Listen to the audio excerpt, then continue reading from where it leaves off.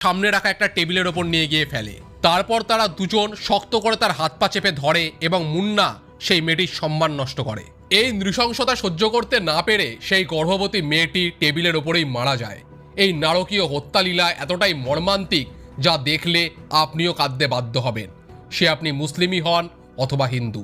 মাসুদের বাচ্চা ছেলেটি তার ছোট বোনটিকে কোলে নিয়ে আলমারির ভেতর থেকে সম্পূর্ণ ঘটনাটি দেখছিল।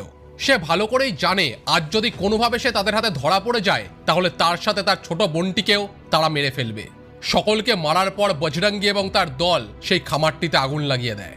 বাচ্চা ছেলেটি তার বোনটিকে নিয়ে পেছনের রাস্তা দিয়ে পালায়। কিছু দূর গেলে সে দেখতে পায় তার ছোট বোনটিও তার কোলের মধ্যেই দম ত্যাগ করেছে।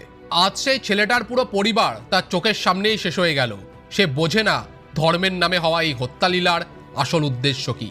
আজকে রাতের এই ঘটনাটিও মুসলিমদের ওপর হওয়া অন্যান্য অত্যাচারের মতোই ইতিহাসের কোনায় হারিয়ে